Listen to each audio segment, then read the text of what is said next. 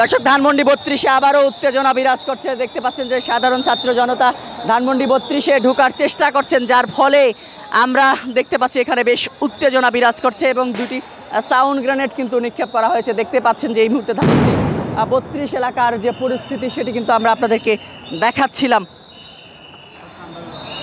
আবার উত্তেজনা ছড়িয়ে পড়েছে ধানমন্ডি 32 এলাকায় এবং ধানমন্ডি 32 এলাকার পরিস্থিতি আপনাদেরকে দেখাচ্ছিলাম এবং যেটি বলছিলাম যে মানবতা বিরোধী অপরাধের মামলায় ক্ষমতাচ্যুত সাবেক প্রধানমন্ত্রী শেখ হাসিনাকে মৃত্যুদণ্ড দিয়েছে আন্তর্জাতিক অপরাধ ট্রাইব্যুনাল 1। তারপরই কিন্তু আমরা দেখি যে এই জায়গাগুলোতে ধানমন্ডি 32 এলাকার এবং ধানমন্ডি 32 এলাকার আশেপাশের এলাকায় সকাল থেকেই সাধারণ ছাত্র জনতা এই জায়গাগুলোতে ভিড় করছেন এবং সকালের দিকে আমরা দেখেছিলাম দুইটি বুলডোজার নিয়ে এসে তারা ধানমন্ডি 32-এর যে অবশিষ্ট অংশ সেটি ভাঙার চেষ্টা করেন এবং তাদেরকে একটা পর্যায়ে আমরা দেখি যে ধাওয়া দিয়ে এখান থেকে সরিয়ে দেয় আইন শৃঙ্খলা রক্ষাকারী বাহিনীর সদস্যরা। তবে এই মুহূর্তে আবারও উত্তেজনা কিন্তু ছড়িয়ে পড়েছে ধানমন্ডি 32-এ, তেমনটি কিন্তু আমরা কিন্তু আপনাদেরকে দেখাচ্ছিলাম। এই মুহূর্তে ধানমন্ডি 32-এর পরিস্থিতি দফায় দফায় কিন্তু আজকে ধানমন্ডি 32 আইন শৃঙ্খলা রক্ষাকারী বাহিনীর সঙ্গে ছাত্র জনতার ধাওয়া পাল্টা ধাওয়ার ঘটনা ঘটেছে। এই যে সকাল থেকে আমরা যেটি বলছিলাম যে রাজধানী ঢাকা শহরে আইন শৃঙ্খলা রক্ষাকারী বাহিনীর সদস্যরা সকাল থেকে কঠোর অবস্থানে রয়েছেন এবং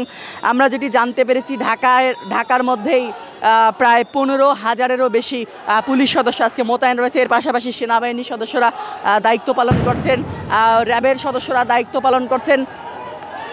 সব মিলিয়ে আইন শৃঙ্খলা রক্ষাকারী বাহিনীর সদস্যরা কিন্তু কঠোর অবস্থানে এই জায়গায় রয়েছেন। আবারও আমরা যেটি দেখাচ্ছিলাম আপনাদেরকে এই মুহূর্তে ধানমন্ডি 32-এর চিত্র, ধানমন্ডি 32-এর পরিস্থিতি যেটি আপনাদেরকে বলছিলাম যে দফায় দফায় কিন্তু সংঘর্ষ হচ্ছে, দফায় দফায় কিন্তু ধাওয়া পাল্টা ধাওয়ায় জড়িয়ে পড়ছেন সাধারণ মানুষ এবং আইন শৃঙ্খলা রক্ষাকারী বাহিনী। তেমনটি কিন্তু আমরা দেখেছি কিছুক্ষণ আগে এখানে কিন্তু দফায় দফায় সাউন্ড গ্রেনেড নিক্ষেপ করে তাদেরকে ছত্রভঙ্গ করে দেওয়ার চেষ্টা করে